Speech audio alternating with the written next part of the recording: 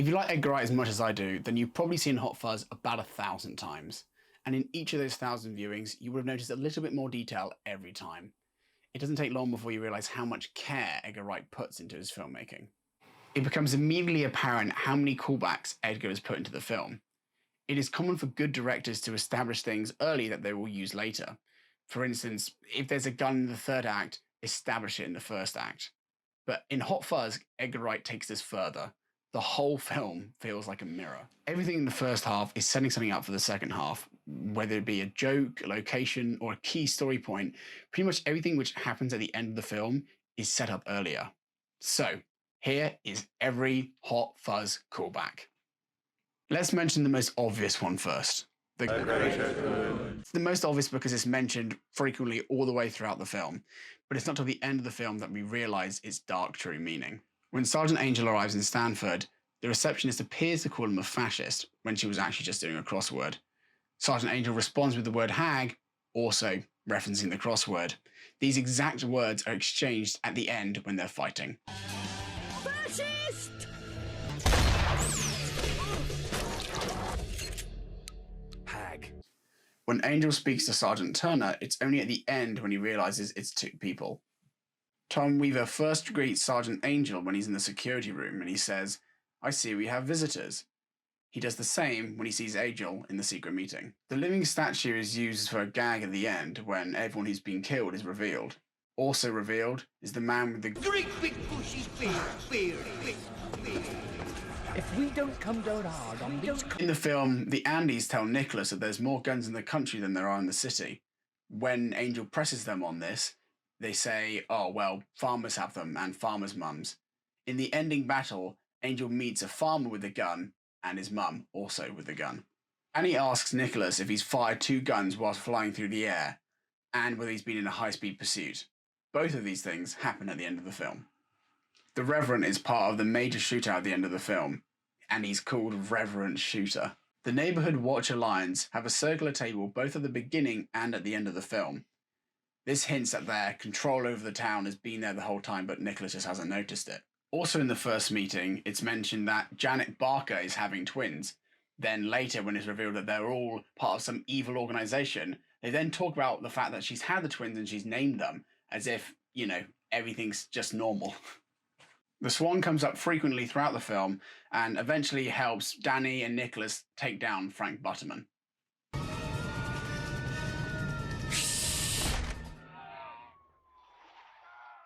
When Nicholas and Danny enter the shop owner asks, "Any luck catching those swans then?" To which Danny corrects her, saying, "It's just the one swan, actually."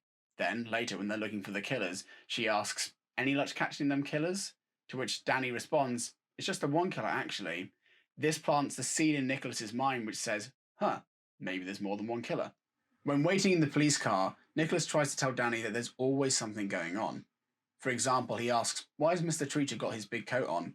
Danny dismisses this at the time, but at the end of the film when there's a big shootout, Mr. Treacher pulls out a shotgun from underneath his big coat. The kitchen staff in Summerfield appear to be violent with their knives. This is hinting that later in the fight they're going to be violent with them as well. I was going to write down a line when Mr. Skinner foreshadows the future, but every single line of this man's dialogue is him foreshadowing the future. You're what? A slasher of prices. Just kidding. Nonsense. I'm sure if we bashed your head in, all sorts of secrets would come tumbling out.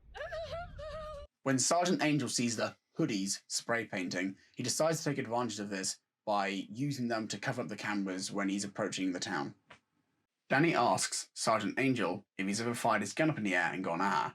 Danny is referencing Point Break, when the character who does this doesn't shoot the bad guy because they love him too much. Danny does the exact same thing when Frank Butterman, Danny's dad, is getting away. At the beginning of the film, Danny asks Nicholas if he wants to go to the pub. This is what Nicholas asks Danny during the ending shootout. "Danny, let's roll. What are you thinking? Pub?" The shot where Nicholas asks this is the exact same shot from Bad Boys 2, where they say, "Shit just got real." Nicholas sees Danny go jog on to Mr. Blower. Later, he does the exact same thing to Mr. Skinner. In the first half of the film, there's a lot of gear which is shown. For example, the riot gear for the police, which has never been used, the guns which are confiscated from the farm, and also the sea mine which is confiscated from the farm. All of these weapons or explosives are used at the end of the film. Speaking of the guns on the farm, when Danny first sees them, he says, By the power of Grayskull. this is exactly what Nicholas says later when he sees Danny's DVD collection. By the power of Grayskull. Danny first shows Nicholas the ketchup trick in the pub. This trick is used later to get Angel out of Stanford. This is murder! It's not, it's ketchup. Nicholas shows Danny that he uses notebook to stop Blower. At the end of the film, Danny puts ketchup inside the notebook to help Nicholas escape. At the carnival to raise money for the church roof, Skinner is by the game Splat the Rat. Later, he goes on top of the church roof and pushes a loose stone off in order to splat Tim Messenger. Also at the carnival, when Nicholas is drawing names for the raffle, the names he draws are Skinner and Tim Messenger. Also, let's just mention the fact that Tim Messenger, his name is Messenger, and he has a message for Sergeant Angel. Pretty on the nose. In the film, Nicholas tells Danny that they can't go to the shop on a working day because the working day is no time for personal errands. Later, he turns on the blues and twos to rush into town and get Danny a pizza lily. When he's asked what he's doing, he says, personal errand. Frank Butterman says to Angel, the past officer who he killed was exceptional. Later on in the film, the night before Frank plans to assassinate Angel, he says the exact same thing to him. When Angel first asks the pub owners about the paper, they say that they're not the biggest fan. Mary remarks that the paper called her 55 when she's actually 53. This is the same reason she gives at the end of the film when Nicholas asks the neighborhood watch why Tim Messenger died. At the beginning of the film, Nicholas's arse is commented on from a lady in the shop. At the end of the film, his horse is commented on as well. Annette, that Sergeant Angel's back. Check out his horse. At the beginning of the film, everyone in the village greets Sergeant Angel on his run, saying, Morning, Sergeant. Morning, Sergeant. Nicholas has not even been there a day, and they all already know him. At the end of the film, Nicholas says, Morning. to each person in the final shootout, indicating that he finally knows who they are. At the beginning of the film, Nicholas gets annoyed at the other police officers for not wearing their stab-proof vests. At the end of the film, Danny can be seen to be wearing his stab-proof vest, showing that he's changed by listening to Nicholas. In the opening sequence, it's shown that Angel is a great fencer. He displays these skills at the end of the film. At the carnival, Danny accidentally shoots the doctor with an air rifle. In the shooting scene, he also does the same, but this time with a shotgun.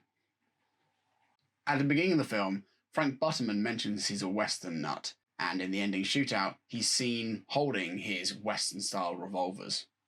Tony is constantly asking Angel for advice. When Angel gives him the advice, he goes, what he said. At the end of the film, Tony suggests a great plan, and Angel says, Very good, what he said. during the Summerfield fight, Andy says to Angel, Don't go being a twat now. this juxtaposes their relationship early in the film when Andy writes twat on the sergeant's cap.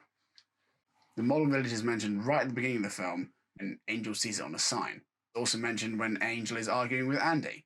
Model village is important because at the end of the fight, it's where Angel has his final fight with Skinner. When Angel is asking the Andys to do their work, Andys respond, do you want us to go through the entire phone book, starting at Aaron A. Aarons?